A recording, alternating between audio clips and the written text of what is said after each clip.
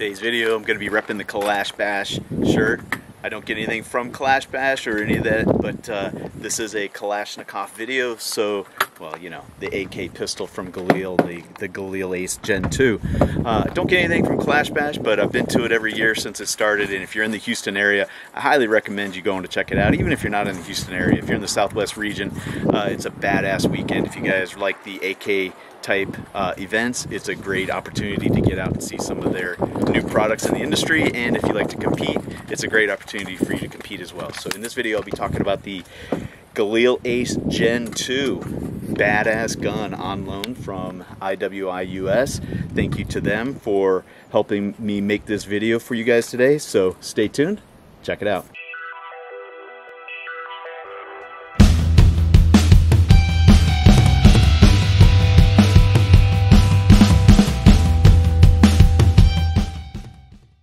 Alright guys, well thank you for joining in. This video is going to be on the IWI Galil Ace Gen 2 in a pistol configuration. I think this is a good representation of what IWI is putting out in the Galil Ace Gen 2 era now. So even though I've got an original Gen 1 on the table that's had a lot of modifications, I will be focusing on the Gen 2, and then at the as the video progresses, I'll be comparing and contrasting the two and what I think of the upgrades and what I think how much they impact the overall effectiveness and efficiency of the gun. So real quick, before I get into that, I want to thank IWI for sending out the Gen 2 for me to evaluate and do a video on. Thank you guys for that, I appreciate it. And I also want to give a big shout out to Lone Star Gun and Supply. My buddy over there, Mike, from Lone Star Gun and Supply, will take care of you if you're in the San Antonio area. He's been a big fan, a big supporter of the channel, and I want to give him a quick shout out. He helps me out as much as he can, and big shout out to Mike over at Lone Star Gun and Supply. If you're in the area, go check him out. First thing you'll notice right off the bat is it's coming with its M-LOK forend is supposedly free floating. It is connected in the back here. And those are the only mounting points for this. So I would call this a free float handguard. Now, it does have M-LOK all the way around it and good ventilation. Now, something I did notice, and obviously it has a QD point here in the beginning. Also, it's got an A2 flash hider since we're starting at the front of the gun. A2 flash hider. These are not that complicated to take off. I did take off the one on the Gen 1. You can see here it's got a different compensator on it. So these are not the hardest things to take off. Now, IWI does have a history of making some of these parts difficult and complicated to take off, but the muzzle device is not one of those. Anyway, moving through the back of the gun, M-LOK, something I did notice in the video, and I'll roll it in. This thing is getting a little warm. I've probably put, I don't know, 10, 20, 30, 40, about 60 rounds through it just now. So that'd be equivalent to 2 full mag dumps. And I'm starting to feel the warmth come through. So yeah, just keep that in mind. It's probably doing a decent job of dissipating, but you'd probably want to wear a glove if you're using this for competition or anything, because it is getting pretty warm.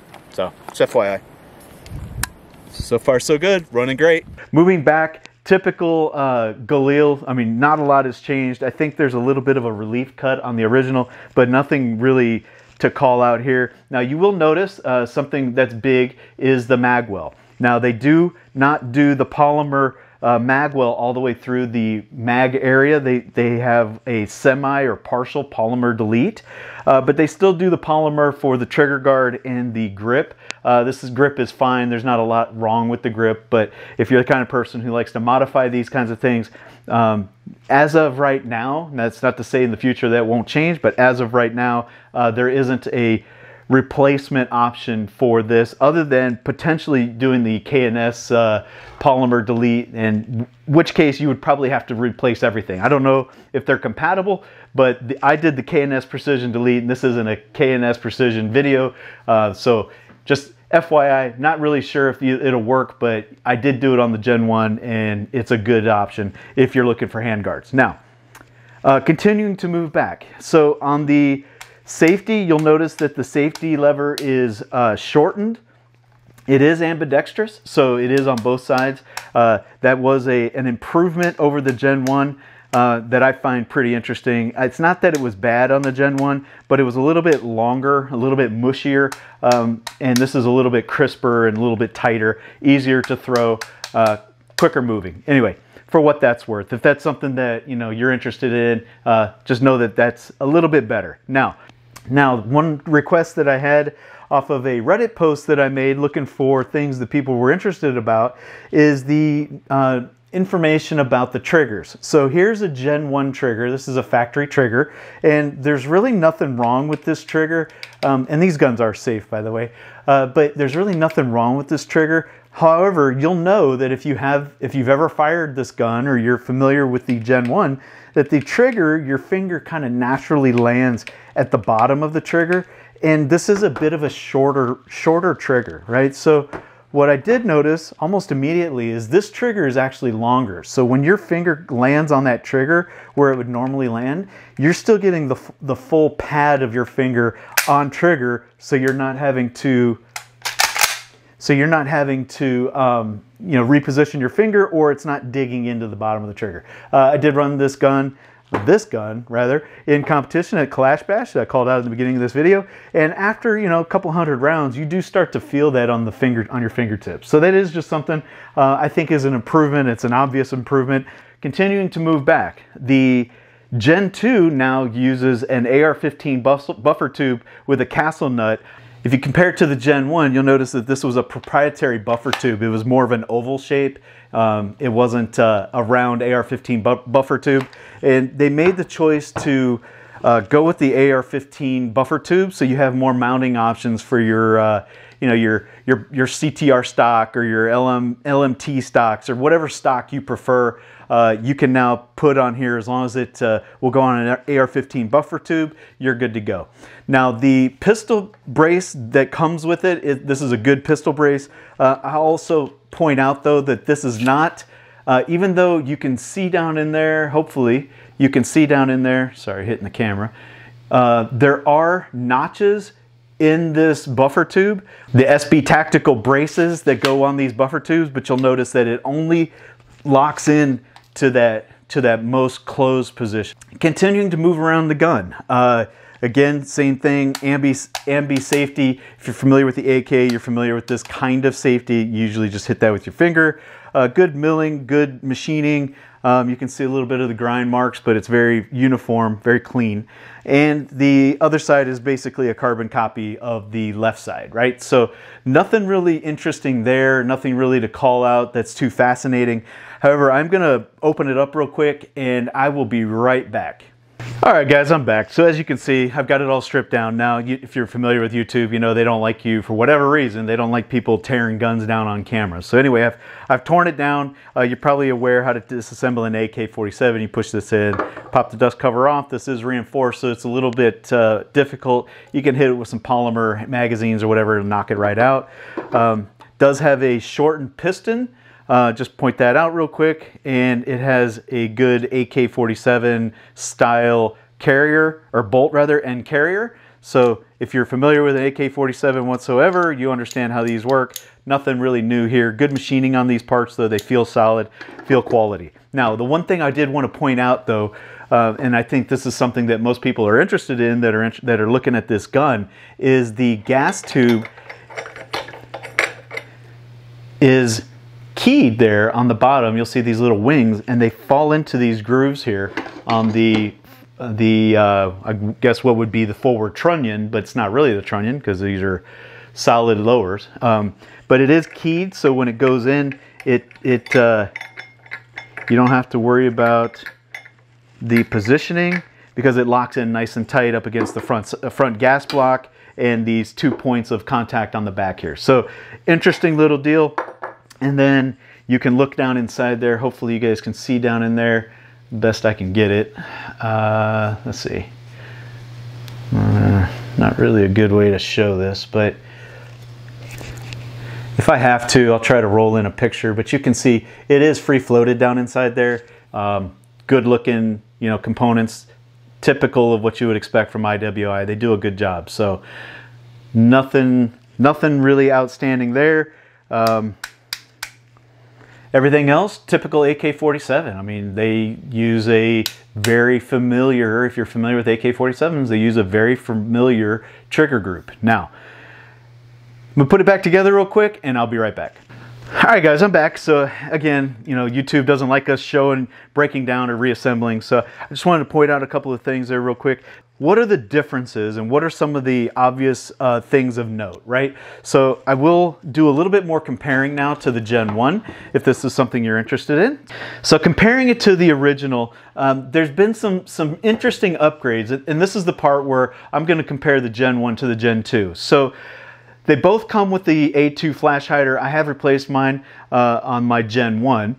Continuing to move back, you'll notice the original has a front sight post. The Gen 2 does not come with a sight post. You'll have to add aftermarket sights. It does come with a slick top rail cover, and I think IWI has made that strategic decision in order to, make a free float handguard that isn't a request from customers. And then another thing is, a lot of people don't necessarily want optics, or I'm sorry, don't want fixed sights on their gun. They want to run optics. This is the age of electronics, and when people are dressing up their guns, they're still looking for electronic options over a mechanical tried and true option. So they're coming with no sights whatsoever. You're gonna have to add your own flip up sights, your own optic, whatever you want to do there, right? Sky is the limit. There's tons of different options in the market, but just know that they're not coming standard.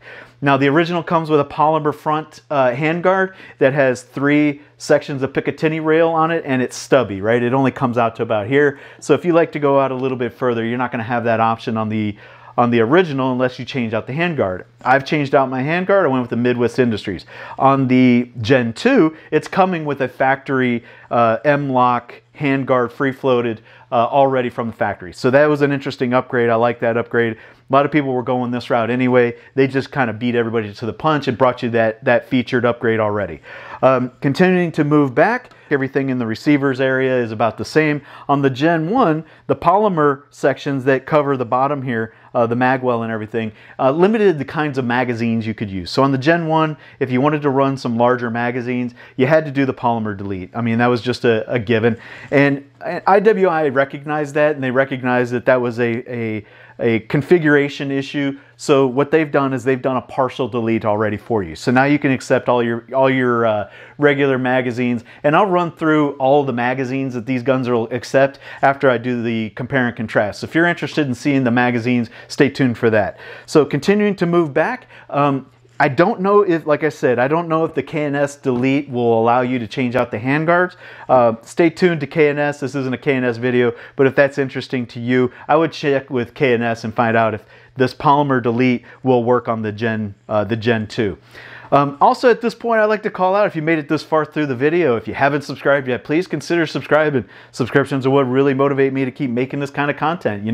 YouTube doesn't pay very well, and whatever money they do provide comes back into product reviews for you guys to check out. So if you can, throw me a like, throw me a sub, check me out on my other social medias. Anyway, continuing to move forward, continuing to move back on the back of the gun.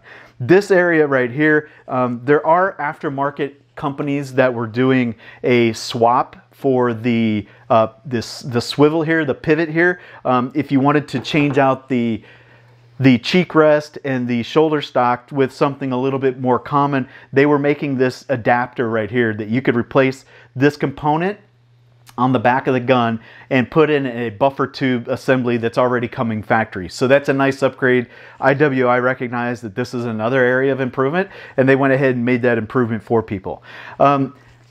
That is pretty much the extent of the differences that I can recall. I do want to point out though too, I've had this gun for over a year now, shot the mess out of it. I love this gun. It's just a fascinating gun. I just really enjoy the mess out of it. But one thing I did notice is that even a year later, or a little over a year later, it's still a little difficult to take it apart. Disassembly and reassembly on this guy is a whole lot easier, and I just wanted to call that out. Between the Gen 1 and the Gen 2, if you were to go out and pick one for yourself and you had the option to get one over the other, inventory is going to be harder to come by on the Gen 1s because they've discontinued them. And they've discontinued all of the Gen 1s except for the 308 model, which you probably can expect it to go away at some point too. But should you get the Gen 1 or the Gen 2, given the options? I personally think that if you can save some money and get a good deal on a Gen 1, that there's absolutely nothing wrong with it. I think the upgrades that the Gen 2 brings in are absolutely customer response upgrades, and I think that that's fantastic that IWI is doing that, but there's absolutely nothing wrong with the Gen 1. It is a superb gun. I think you can't go wrong with the Gen 1.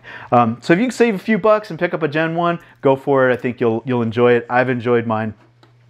If you have the option to pick up a Gen 2 and that's all you can get, you're getting a fantastic gun. No upgrades necessary other than just basic contact point type upgrades. Maybe some sort of forward grip, vertical foregrip on the rifle version. Obviously, you can't do that on the pistol, but maybe something like a BCM hand stop or something along those lines. And since this is a pistol, I will call it out. If you haven't made your comments known on the ATF's comment proposal for a rule change, at the time of this video, a little over 100,000. You need to get in there and let your voice be heard. Don't let them make these things an NFA item. I think that would be just catastrophic for gun owners.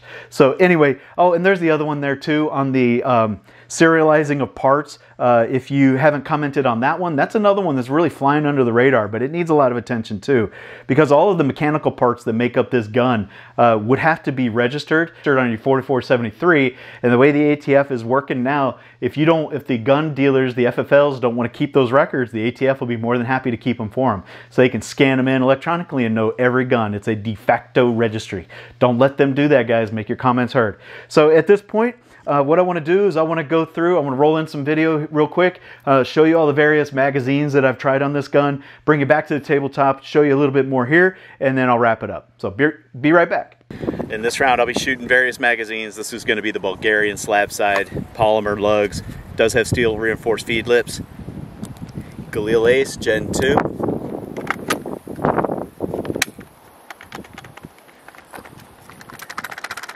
Not a lot of wobble.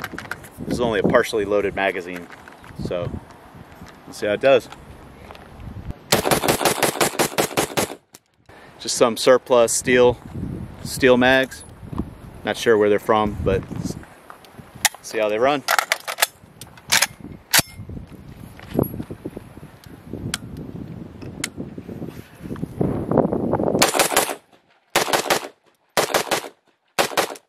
Next up, some US Palm mags. These are the fat ones with the thick reinforced sides. Let's see how they work. They do have some steel reinforced feed lips and steel lugs on this one, front and rear. See how they fit. A little firm, a little tight. It could just be the mags not getting enough running.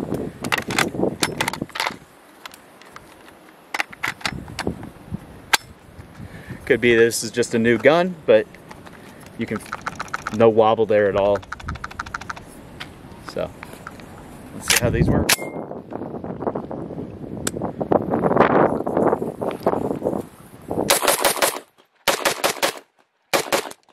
Next up,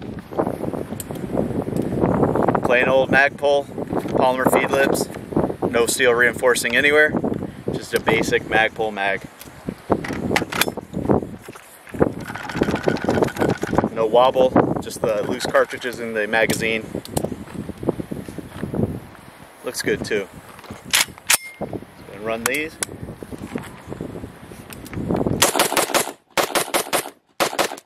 All right, guys, I'm back. So, in that section of the video, I did have quite a few magazines with me, but I just want to run through them real quick on the tabletop. So this is a polymer Magpul with the reinforced lugs, front and rear.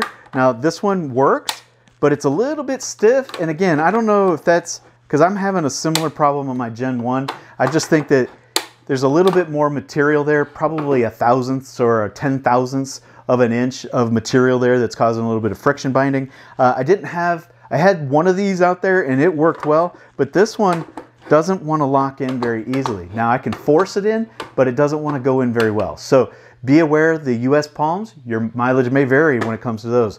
Again, these are the Bulgarian slab side polymer magazines. This one doesn't have any reinforcement. Great magazines though. I've had nothing but success, run several competitions, lock in every time. 100%. They do have reinforced feed lips, so you can leave these loaded. Another one that was a problem I didn't have at the range, though, is the Tapco. Tapcos do not like to go in there. You can get them to lock if you force them, but I wouldn't recommend these other than range mags. So a couple more, I'll come back to that one. This is just a Croatian or Korean, I can't remember exactly where I got this, but just a surplus mag, goes in, locks up every time, no problems there. We'll come back to that one. This one is just a regular Magpul polymer, goes in every time, 100%. So the last three that I have on the table here that I want to show you real quick is first, this is the AC Unity. This has the steel reinforced lugs. Doesn't have reinforced feed lips that I could find anywhere, and the polymer on this is a little squishy. I probably need to do a review on this, but anyway, it does have the last round bolt hold open. So just show that real quick. It goes in, no problem, and then on the last round hold open, goes in just fine. So let me go ahead and release that. And you can see it falls, the bolt carrier falls, no problem. So last round hold open on the AC Unity works just fine. Next is going to be, this is a, I think this is a KCI Korean mag with the polymer window on the back. So you can see, I have a couple of these. They work just fine. They go in a little bit of wobble, but you know, I don't think that'll affect performance any. Goes in just fine, comes out just fine, no problems there. So if you have any curiosity, will your drum mags work? I do believe they will in the Gen 2. So last but not least, this is a M70 M92 last round bolt hold open magazine. Have a couple of these laying around, and those go in just fine, no problems there. And do they hold the last round? Yes, they do, no problems there. So drop the mag and the bolt closes home. So that's the magazine portion of the video. I'm going to go ahead and wrap it up with this. I think that this is a fantastic gun. I think if you can pick one of these up, that you will be lucky to have it. I've been a big fan of IWI for a while now. I own several of their products. If you follow my channel, you'll see some of the other reviews I've done. Love their products. I think they're putting out a very high quality product. Happy to be doing a video on one of these. And now the question is, which caliber? I prefer in a shortened barrel to stick with a higher diameter round in a 30 caliber round like the 7.62 by 3.9. I think the 308 is a little bit too much for a pistol, but that's just my personal preference. I think in a pistol format, 7.62 by 3.9 is the perfect round. That would be my recommendation. You do you. Not going to tell you what you should or shouldn't get, but this is what I prefer. So all in all, great gun, love it, highly recommend it, 2 thumbs up. If you can pick one up, you should. That is my review of the IWI Galil Ace Gen 2 on loan from IWI. I want to thank them again for providing this to the channel so that I can bring this content to you guys. If you haven't yet, follow me on my MeWe page. I post a lot of deals, a lot of links, and other social media content on my MeWe page. I also am active on Instagram, on Parler once in a while, and other various websites, BitChute, Gunstreamer, you know, Rumble, etc., etc. You'll find links to all of my social media sites down below. I think this is a great gun. I think IWI did a great job with this version or this iteration of the Galil Ace. I think they're going to continue to improve these guns, and this is a great improvement over the Gen 1. Gen 1 is a great gun. This is still a great gun. They didn't do anything wrong with it. So that said, guys, that's it. I'll see you next time. Stay safe, stay vigilant, stay active, stay in the fight, and make your comments known on the ATF comment section. Those are things that are getting really important. They're trying to do a lot. So go make your comments heard, stay involved. Thanks, guys. I'll see you next time. Bye-bye.